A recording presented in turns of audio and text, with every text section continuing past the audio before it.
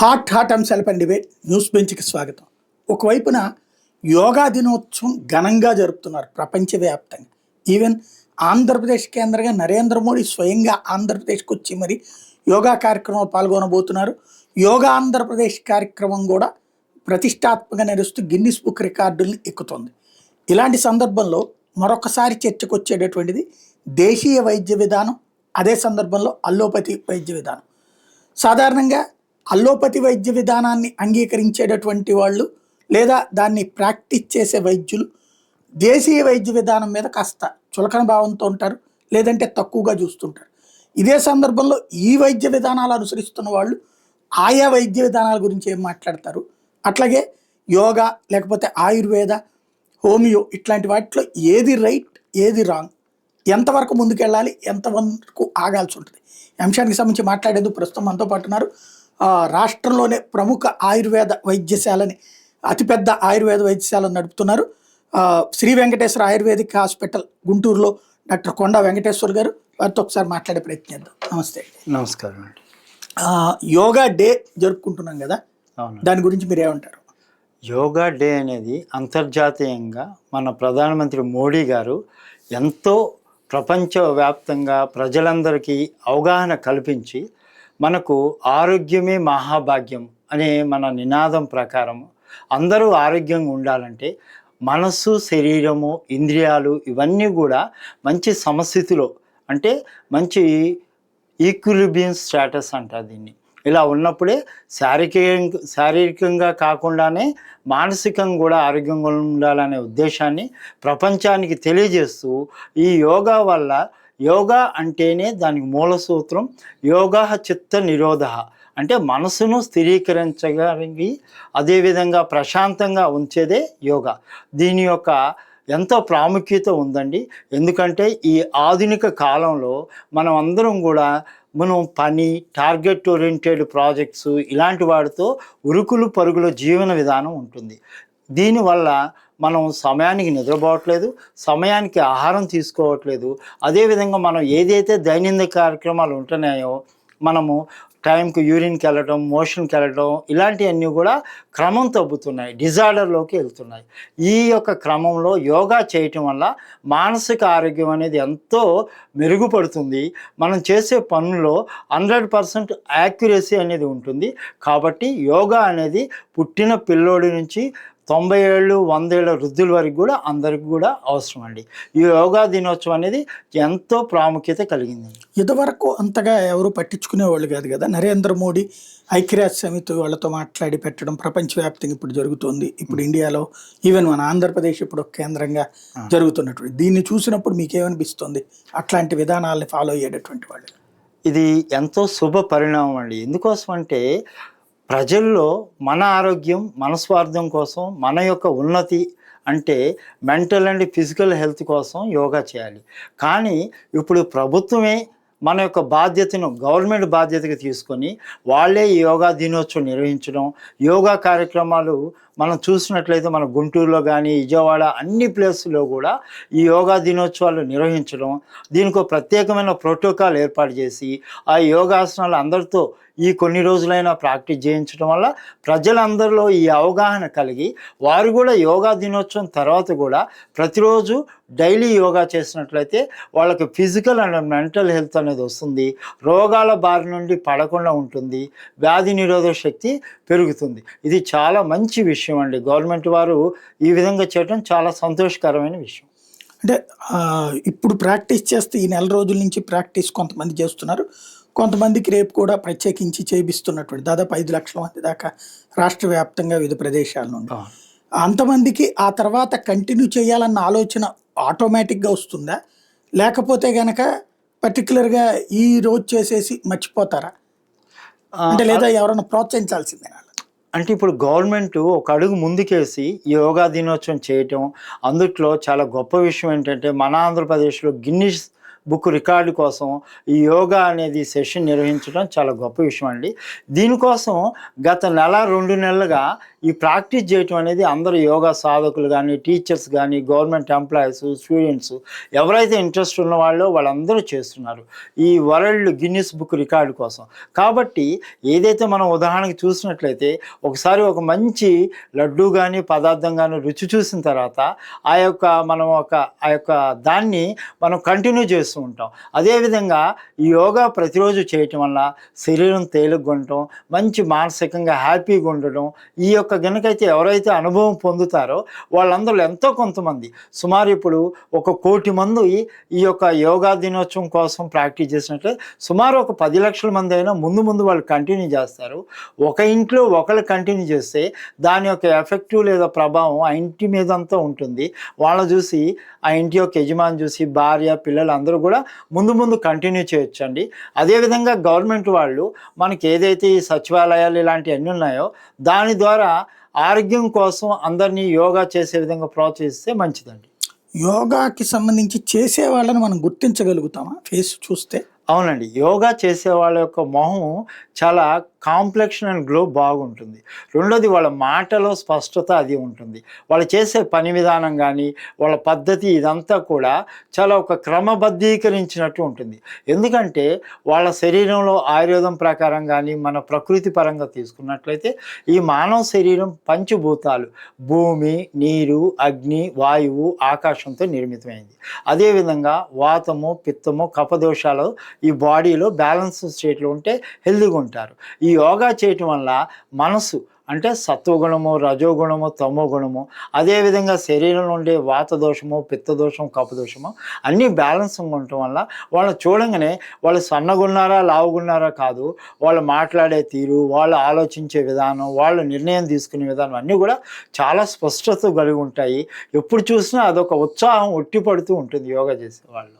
ఇప్పుడు మన కేంద్ర మంత్రుల్లో చూస్తే లేకపోతే మన ఫెమిలియర్ ఫేసుల్లో చూస్తే లైక్ సీఎంల్లో కానీ మీకు నరేంద్ర మోడీని చూస్తే, అమిత్ షాని వీళ్ళని చూస్తే ఎవరి ఫేసుల్లో అట్లా యోగా చేసినట్టు కనబడుతుంటుంది? నరేంద్ర మోడీ గారండి. ఎందుకంటే ప్రధాని గారు దినచర్య చూసినట్లయితే ఆయన ప్రతిరోజు ఉదయాన్నే బ్రాహ్మీ ముహూర్తంలో నిద్రలేస్తారు. లేచి కాలకృత్యాలు తీసుకొని ఉషపాలం అంటే పొద్దున్నే రాత్రి రాగి చెంబులో నిలవబెట్టిన నీటిని పొద్దున్నే తాగుతారు. ఆ తర్వాత ఆయన సూర్య నమస్కారాలు, యోగా, వాళ్ళకి ప్రత్యేకమైన యోగా శిక్షకులు ఉంటారు. అదంతా యోగా చేసిన తర్వాతే వాళ్ళు దైనందిక కార్యక్రమం మిగతా రొటీన్ వర్క్లోకి వస్తారు. అదేవిధంగా మన ముఖ్యమంత్రి గారు నారా చంద్రబాబు నాయుడు గారిని తీసుకున్నట్లయితే ఆయన కూడా పొద్దున్నే లేచి యోగా చేస్తారు. అదేవిధంగా వేపాకు, వేప చిగుళ్ళు ఇలాంటివన్నీ కూడా తీసుకుంటారు. మన ప్రకృతి దొరికే ఆరోగ్యానికి సంబంధించినవి మన పెద్ద వాళ్ళు ప్రైమ్ మినిస్టర్ గారు కానీ, చీఫ్ మినిస్టర్ కానీ కంపల్సరీ పాటిస్తున్నారండి. అందుకే వాళ్ళంతా ఆరోగ్యంగా సామర్థ్యంతో కూడి ఉంటున్నారండి. రైట్. ఇకపోతే మీ వైద్యం విధానానికి వస్తే ఇప్పుడు ఇంగ్లీష్ డాక్టర్ల దగ్గరికి వెళ్ళామనుకోండి, ముందు ఫస్ట్ ఆయుర్వేద ఇట్లాంటి వాటికి సంబంధించి వాళ్ళు నెగిటివ్ ఫీడ్బ్యాకే ఉంటుంది. ఇది కేవలం ఫాలోఅప్ యాక్షన్ కింద మాత్రమే పనికొస్తుంది తప్పించి ఇది మెయిన్ స్ట్రీమ్ వైద్యం కాదన్నటువంటి పాయింటే చెప్తారు. అసలు డాక్టర్లుగానే గుర్తించరు. నిజంగా ఆయుర్వేద అన్నటువంటిది ఇంగ్లీష్ మందు కంటే గ్రేట్ అనుకోవాలా, దాని సప్లిమెంటరీ అనుకోవాలా, ఇది సపరేట్ అనుకోవాలా? ఇది చాలా సున్నితమైన క్వశ్చన్ అండి. ఒక విధంగా దీని గురించి కొంచెం ఎక్కువగా చెప్పాల్సి ఉంటుంది. మనకు సృష్టి మొదల నుంచి కూడా తీసుకున్నట్లయితే పూర్వకాలంలో మనం రాతి యుగం అని, లోహ యుగం అని రకరకాల యుగాలు చూసాము. ప్రస్తుతము ఇప్పుడు చూసినట్లయితే చాలా అడ్వాన్స్డ్గా మనం అంతా నాగరికులుగా ఉన్నాము. కొన్ని వేల సంవత్సరాల క్రితం, క్రీస్తు పూర్వం 5000 సంవత్సరాల క్రితమే ఆయుర్వేదంలో చరక సంహిత, శుశ్రుత సంహిత, వాగ్భట్ట సంహిత అనే 3 గ్రంథాలు, శాస్త్రాలు రాయబడ్డాయి. ఒక్కొక్క గ్రంథంలో సుమారు 10,000 శ్లోకాలు ఉంటాయి. ఉదాహరణకు మన భగవద్గీత లాగా ఉంటాయి. దీంట్లో ఈ శాస్త్రంలో అసలుకి ఆరోగ్యవంతులు అంటే ఎవరు అంటే శరీరము, ఇంద్రియాలు, మనస్సు ఇవన్నీ కూడా సమతుల్యతగా ఉండి ఒక క్రమ పద్ధతిలో ఒక సాధారణ మంచి జీవన విధానం హెల్త్తో నడిచే వాళ్ళే ఆరోగ్యవంతులు అన్నారు. అదేవిధంగా చూసినట్లయితే ఇప్పుడు లేటెస్ట్ మనకు అన్నిటికి కూడా బెంచ్ మార్క్ వచ్చేసి WHO, వరల్డ్ హెల్త్ ఆర్గనైజేషన్.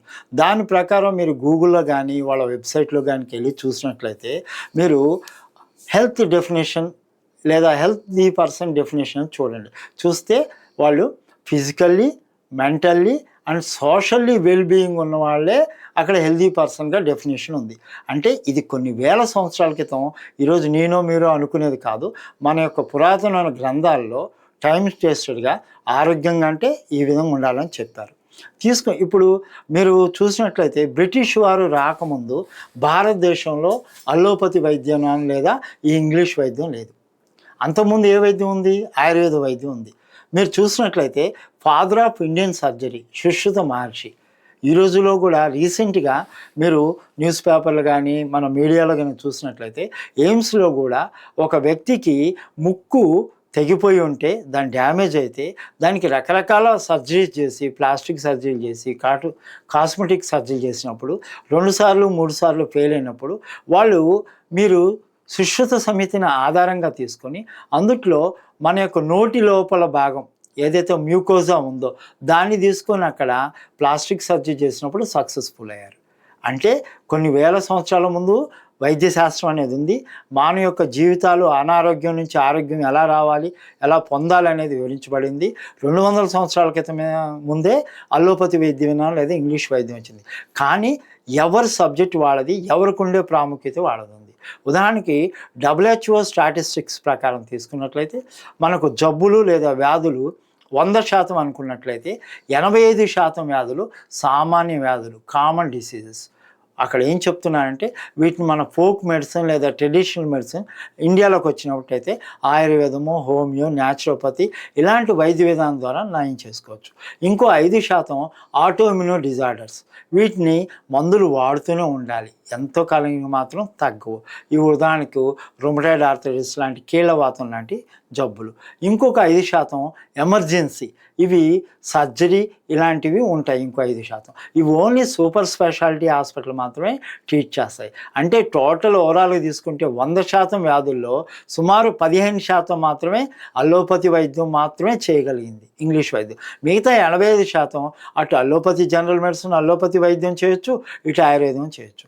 కానీ మనందరికీ తెలుసు, మనం వేసుకునే పెయిన్ కిల్లర్ లేదా మనకు జ్వరానికి వేసుకునే టాబ్లెట్ వెనకాల రెడ్ అక్షరాలతో, రెడ్ వర్డ్స్లో రాసి ఉంటుంది, it may causes liver damage, overdoses అని.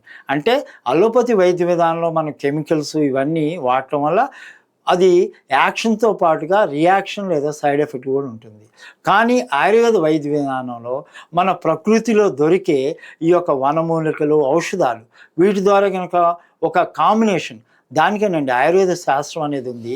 ఇప్పుడు గవర్నమెంట్ వారు గత 30-40 సంవత్సరాలుగా BA MS bachelor of Ayurveda medicine and surgery అని 5.5 సంవత్సరాల కోర్సు, 4.5 సంవత్సరాలు మామూలు కోర్సు ఉంటుంది. 1 ఇయర్ హౌస్ సర్జన్ లేదా జూనియర్ డాక్టర్గా మనము గవర్నమెంట్ హాస్పిటల్లో వీటిలో ప్రాక్టీస్ చేస్తాం. ఈ కోర్సు చదవటం వల్ల వాళ్ళకి ఎటువంటి మందులు వాడాలి, వాతం అంటే ఏంటి, ఈ యొక్క దోషాలు, బేసిక్ ప్రిన్సిపల్స్ ఆఫ్ ఆయుర్వేద అంటాము, దీని గురించి అన్ని వివరాలుగా వస్తాయి. అక్కడ పేషెంట్ మీద మనం పరీక్షించి మనం అనుభవంతో వైద్యులుగా చలానం అవుతాం. ఇంగ్లీష్ వైద్యం లాగే ఆయుర్వేద వైద్యం అంటే MBBS లాగే BMS కూడా నీట్ UG కోర్స్ రాసి అందుట్లో ర్యాంక్ వస్తే మాత్రమే మనము ఇక్కడ సీట్ వస్తుంది. ఆయుర్వేదానికి NCISM అనేది ఉంటుంది, సెంట్రల్ గవర్నమెంట్ ఇది ఉంటుంది. ఆ బాడీ వాళ్ళ కౌన్సిలింగ్ నిర్వహించి అప్పుడు ఈ 5.5 సంవత్సరాల కోర్సు పూర్తి అవుతేనే వాళ్ళకు లైసెన్స్ మనకు ఈ ఆయుర్వేద డాక్టర్గా ప్రాక్టీస్ చేయడానికి ఉంటుంది. కాబట్టి ఆయుర్వేద డాక్టరు వాళ్ళకుండే స్కోపు, వాళ్ళకుండే ఏరియా, వాళ్ళకుండేది వేరే ఉంటుంది. అలోపతి డాక్టర్లు వాళ్ళు ఉంటుంది. వీళ్ళకి కూడా ఇప్పుడు గవర్నమెంట్ జాబులు కానీ ఇంకోటి కానీ అన్నీ ఇస్తున్నారు, అన్నీ ఉన్నాయి. ఎక్కడా ఒకటి ఎక్కువ ఒకటి తక్కువ అనేది కాదండి, ఎవరి పాత్ర వాళ్ళది ఉంటుంది. ఉదాహరణకు ఒక ఇల్లు కట్టేటప్పుడు కరెంటు వాళ్ళ పాత్ర, కరెంటు ఎలక్ట్రీషియన్ పాత్ర ఉంటుంది, బేల్దార్ మేస్త్రి యొక్క పాత్ర, ఎవరు రోల్ వాళ్ళదే. ఒకళ్ళు ఎక్కువ ఒకళ్ళు తక్కువ అనుకోవడానికి అభిప్రాయం లేదు. కానీ ప్రజల్లో అవగాహన లోపం వల్ల ఆయుర్వేదం అంటే మీరు అన్నట్లు ఇది నాటు వైద్యం అని, పసర వైద్యం అని, మోటు వైద్యం అని ఇలాంటి అనుకుంటున్నారు. పూర్వకాలంలో ఏంటంటే ఎవరో గురువు గారి దగ్గర ఒక చిన్న వ్యాధి గురించి, నడుము నొప్పో మెడ నొప్పో లేకపోతే చర్మ వ్యాధి గురించి 1-2 మూలికలు నేర్చుకొని వాటితో మందు తయారు చేసి వాడుతుంటే వాళ్ళకి ఈ యొక్క వాడే యొక్క ఔషధం లేదా డ్రగ్ యొక్క ఆయుర్వేదం ప్రకారం తీసుకున్నట్లయితే రసగుణ వీర్య విపాకాలు అంటారు. దానికి యాక్షను, రియాక్షను, డ్రగ్ ఇవన్నీ యాక్టివ్ ప్రిన్సిపల్స్ ఏమో ఆ కాలంలో వాళ్ళకి తెలియదు. వాళ్ళకి ఇన్స్టిట్యూషన్లో ఒక మెడికల్ కాలేజీకి వెళ్ళి చదువుకోలేదు కాబట్టి వాళ్ళకి తెలియదు కాబట్టి వాళ్ళ నాటు వైద్యులు లేదా మోటు వైద్యులు అన్నారు. కానీ ప్రస్తుతం అలా లేదండి. ప్రతి క్వాలిఫైడ్ ఆయుర్వేద డాక్టర్ కూడా ఇన్స్టిట్యూషన్లో గవర్నమెంట్ మెడికల్ కాలేజ్ లేదా ప్రైవేట్ ఆయుర్వేద మెడికల్ కాలేజ్లో చదివి వచ్చి ఇక్కడ మాత్రమే ప్రాక్టీస్ చేయాలి. లేకపోతే ఇక్కడ గవర్నమెంట్ ఊరుకోదు. దాని చట్టాల ప్రకారం శిక్షించడం కూడా రీసెంట్గా మీరు పేపర్లలో చదువుతూనే ఉన్నారు. ఇటు ఆయుర్వేదంలో తయారు చేసేటటువంటి మందులు ఇప్పుడు ఇంగ్లీష్ మందులు అంటే ఫ్యాక్టరీస్ నుంచి తయారవుతుంటాయి. ఈ ఆయుర్వేద మందులు సొంతగా తయారు చేసేవాళ్ళు కొంతమంది ఉంటారు, కొంత ఇప్పుడు వ్యాపార పరంగా వస్తున్నాయి. ఏవి సరైనటువంటివి? మంచి క్వశ్చన్ అడిగారండి. దీని గురించి ఈ మధ్య మీరు మన తెలుగు రాష్ట్రాల్లో డ్రగ్ కంట్రోల్ వాళ్ళు మొత్తం కూడా చాలా ఆయుర్వేద మెడికల్ షాపుల మీద, హాస్పిటల్ మీద దాడి చేయడం జరిగింది. దీనికి కారణం ఏంటంటే ఇప్పుడు కొంతమంది ఈ యొక్క నాటు వైద్యుల పేరుతో లేదా గవర్నమెంట్ దగ్గర మనకు డిపార్ట్మెంట్ ఆఫ్ ఆయుష్ లేదా ఆంధ్ర బోర్డ్ ఫర్ ఆయుర్వేద అని మనకు ఆంధ్రప్రదేశ్లో ఉందండి. అక్కడికి వెళ్ళి మీ ఒక ఆయుర్వేద మెడికల్ షాప్ పెట్టుకుంటామంటే లైసెన్స్ ఇస్తారు. దాన్ని తెచ్చుకొని మన వాళ్ళు ఇక్కడ దాంతో మందులు తయారు చేస్తూ వాళ్ళకి ఎటువంటి జ్ఞానం లేకుండా మిడిమిడి జ్ఞానంతో ఆ మందులు ప్రజలకు క్యాంపులతో ఇస్తుంటారండి. ఊరూరా తిరిగి వీళ్ళు క్యాంపులు పెట్టి ఇళ్ళ దగ్గరకు వచ్చి ఇలా అమ్ముతుంటారు. దీనివల్ల ఏంటంటే దుష్ప్రభావాలు ఉండే అవకాశం ఉంది. సైడ్ ఎఫెక్ట్లు కానీ, పేషెంట్కి ఇబ్బంది కానీ, ఇంకా రోగం పెరగడం కానీ ఉంటుంది. ఎందువల్లంటే ఒక ఉదాహరణకి ఒక పేషెంట్ వచ్చినప్పుడు ఒక క్వాలిఫైడ్ డాక్టర్గా మేము అతనికి అష్టవిధ దశవిధ పరీక్షలు అని చేస్తాం. అంటే 10 టైప్స్ పరీక్షలు ఎగ్జామినేషన్స్ ఒకటి, 18 టైప్స్ ఎగ్జామినేషన్ ఉంటాయి. ఉదాహరణకి అష్టవిధ పరీక్షలు అంటే నాడి, మలము, మూత్రము, శబ్ద, స్పర్శ, దృక్, ఆకృతి అనే పరీక్షలు ఉన్నాయి. అంటే ఒక పేషెంట్ని మల్టీ డైమెన్షన్లో మనం ఎగ్జామినేషన్ చేసిన తర్వాతే అప్పుడు మెడిసిన్ ఇవ్వాలి. ఆ మెడిసిన్ కూడా ఆ శరీరము అంటే వాతమా, పిత్తమా, కఫమని చూసుకొని వాళ్ళకి ఎటువంటి మందులు సరిపోతాయి, తర్వాత ఎటువంటి డోసు సరిపోతుంది. ఆయుర్వేదం యొక్క గొప్పతనం ఏంటంటే ఒక వ్యాధికి 10 నుంచి 20 రకాల మందులు చెప్పుకుంటారు. చివరిలో ఆ చరక మహర్షి వాళ్ళందరూ ఏం చెప్తారంటే ఎందుకు ఇన్ని మందులు చెప్పారని మనం అడగకముందే వాళ్ళే చెప్తారు. ఒక్కొక్క దేశంలో ఒక్కొక్క ఏరియాలో ఒక్కొక్క మందు పడుతుంది, ఒక్కొక్క మూలిక లేదా మొక్క బాగా పెరుగుతుంది. ఉదాహరణ తీసుకోండి, కుంకుమ పువ్వు కాశ్మీర్లో మాత్రం బాగా పెరుగుతుంది, మన గుంటూరులో పెరగదు. గుంటూరులో మిర్చి బాగా పెరుగుతాయి, బాగా మంచి క్వాలిటీ ఉంటుంది కారం. అదే ఈస్ట్ వెస్ట్ గోదావరిలో తక్కువ. సో ఒక్కొక్క నేల, ఆ భూసారము, ఆ వాతావరణం, అందుకే ఏంటంటే ఒక వ్యాధికి అనేక రకాలైన మూలికలు చెప్పారు. ఈ మూలికల్లో ఉండే యొక్క యాక్టివ్ ప్రిన్సిపల్స్ ప్రకారమే మనము ఆ మందు అంటే పేషెంట్కి డోసు అంటే ఆయుర్వేదంలో చాలా ప్రిసైజ్డ్ చెప్తారంటే బాలురు అంటే చిల్డ్రన్స్కి ఒక మంది ఇవన్నారు, యంగ్ గుండి మంచి దృఢంగా ఉన్న వాళ్ళకి ఒక మంది ఇవన్నారు, లేకపోతే వృద్ధులకు ఒకటి ఇవన్నారు. అదేవిధంగా వీళ్ళకి మానసిక స్థితులను బట్టి ఇవన్నారు. ఓన్లీ ఇంగ్లీష్ మెడిసిన్ లేదా మోడర్న్ మెడిసిన్ తీసుకుంటే ఓన్లీ ఫిజికల్ బాడీకి మాత్రమే ట్రీట్మెంట్ చేస్తుంది. ఆయుర్వేదంలో శరీరానికి మనసుకు కలిపి అన్ని విషయాలు కూడా పరిగణలోకి తీసుకొని మనం జనరల్ ఎగ్జామినేషన్ పేషెంట్ చేసేటప్పుడు అన్నీ చూసుకొని ఇవని చెప్తారు. ఇక ఇవి డూప్లికేటివ్ లేదా కల్తీ మందులు బయట నాటు వైద్యులు లేదా ఈ క్యాంపులు, గుడారాలు ఊరి చివరిలో లేకపోతే సెంటర్లు వేసుకొని పిలుస్తున్నారు. దీనివల్ల ప్రజలకు కొన్ని రకాల ఇబ్బందులు ఉంటాయి, వాళ్ళ జ్ఞానం తక్కువ, రెండోది ఎక్కువగా ప్రజలను మోసం చేస్తూ ఉంటుంది. ఇంకో విషయానికి వస్తే అదేవిధంగా మంచి బ్రాండెడ్ కంపెనీలు ఉన్నాయి. బైద్యనాథ్, డాబరు, కొట్టకల్ ఆయుర్వేదశాల, కేరళ ఇలాంటి ఎన్నో కంపెనీలు, ఎమిల్, చెరకు ఇలాంటి కంపెనీలు కూడా వాళ్ళు మంచి finger prints, HPLC, micro labs latest టెక్నాలజీని వాడి ఆ మూలిక ఉదాహరణకి ఒక వేప చెట్టు ఉంది, దాన్ని బెరడు తీసుకున్నాము ఒక మందు రక్తశుద్ధికి లేదా బ్లడ్ ప్యూరిఫైర్కి, దాన్ని ల్యాబ్లో టెస్ట్ చేసి ఆ టిష్యూ కల్చర్ ఇవన్నీ ఎక్విప్మెంట్స్ అన్ని వాడి అందుట్లో ఏమైనా కెమికల్స్ ఉన్నాయా, లేకపోతే వేప చెట్టు ఒక మురిక్కాలో పక్కన పెరిగింది, ఆ మురిక్కాలలో మన ఇంట్లో అంట్లు ఇలాంటి సబ్బు వాడిన లెడ్ దాన్ని ఏళ్ల ద్వారా పీల్చుకొని ఏమన్నా బెరలో నిల్వహించుకుందా, దానివల్ల ఏమైనా సైడ్ ఎఫెక్ట్, ఇలాంటివన్నీ పరీక్షించి అప్పుడు మాత్రమే ఈ పెద్ద పెద్ద బ్రాండెడ్ కంపెనీలు తయారు చేస్తాయి. దీనివల్ల ఏంటంటే చెడు జరిగే అవకాశం తక్కువ. ఆయుర్వేద మందుల వల్ల జరిగితే మంచి జరుగుతుంది కానీ చెడు జరగదు. అదేవిధంగా కొంతమంది డాక్టర్లు, వంశపారంపర్య క్వాలిఫైడ్ డాక్టర్లు కూడా ఇటువంటి కంపెనీల దగ్గర నుంచి రా డ్రగ్స్ లేదా పౌడర్స్ తీసుకొని కొన్ని మందులు తయారు చేసి ఇస్తారండి. అవి కూడా వాళ్ళ సొంతంగా ఇచ్చినవి కూడా వాళ్ళ తరతరాలుగా వాళ్ళ యొక్క తాత తండ్రుల నుంచి వంశపారంపర్యంగా వచ్చిన మందులు, ఆ ఫార్ములాలు అలాంటివి కూడా చాలా అద్భుతంగా పనిచేస్తాయి. ఉదాహరణకు మీరు చూసినట్లయితే షివమోగాలో నారాయణమూర్తి నర్సాపురంలో క్యాన్సర్ మందిస్తారు. అది సెంట్రల్ గవర్నమెంట్ రీసెర్చ్ ఇన్స్టిట్యూట్లో ఎన్నో రీసెర్చ్ చేశాయి. అది కొంతవరకు కొన్ని దశల వరకు క్యాన్సర్ని కంట్రోల్ చేస్తుంది. అదేవిధంగా మన విజయవాడలో తీసుకున్నట్లయితే పక్షవాతానికి మందిస్తారు. కొన్ని సుమారు వాళ్ళు ఒక 100 సంవత్సరాల నుంచి ఇస్తున్నారు. ఆ సంస్థను స్థాపించిన ఆయన కూడా LIM క్వాలిఫైడ్ డాక్టర్, సిరివెళ్ళ నర్సింగ్. ఇటువంటి వాళ్ళు కూడా కొన్ని ఓన్ ఫార్ములాలోనే అలాంటివి కూడా మంచి మందులేనండి. దీర్ఘకాలిక జబ్బులు లేదంటే కనుక ప్రాణాంతక జబ్బులు, క్యాన్సరు, లేకపోతే లివరు, గుండె జబ్బులు, ఇట్లాంటి వాటికి అల్లోపతి కరెక్టా, ఆయుర్వేద కరెక్టా? ఈ విషయానికి వచ్చినట్లయితే ఎమర్జెన్సీ వచ్చిన సమయంలో, ఉదాహరణకి ఈ క్షణంలో ఒక పేషెంట్కి హార్ట్ అటాక్ వచ్చింది, ఎమ్మటే మంచి కార్డియాలజీ సెంటర్కి తీసుకెళ్ళి వాళ్ళకి తగిన కార్డియాలజిస్ట్ సహాయంతో ఆ చికిత్సలు చేస్తే పేషెంట్ బతుకుతాడు. అలాంటప్పుడు ఆయుర్వేదం ఆ ఎమర్జెన్సీ కండిషన్లో అంత టెక్నాలజీ మన దగ్గర లేదండి. కానీ పూర్వకాలంలో అన్నిటి కూడా సుశ్రుత మహర్షి వాళ్ళ దగ్గర సర్జరీస్ కూడా చేసేవాళ్ళు. అంటే ముక్కు రైనోప్లాస్టీ కానీ ఇలాంటివి కొన్ని surgeries, skin grafting, major surgeries అన్నీ చేసేవాళ్ళు. కానీ ఇప్పుడు ఆ యొక్క శాస్త్రం అనేది కాల పరంపరలో మనకి ఈ ఆయుర్వేద వైద్యులకు అందుబాటులో లేదు కాబట్టి అలాంటి కండిషన్లో ఇంగ్లీష్ వైద్యం వాడాలి. అదేవిధంగా దీర్ఘకాలిక వ్యాధులు ఉంటాయి కొన్ని, షుగరు, బీపీ, పక్షవాతం, మోకాళ్ళ అరుగుదల, నడుము నొప్పి, డిస్కులు పక్కదు.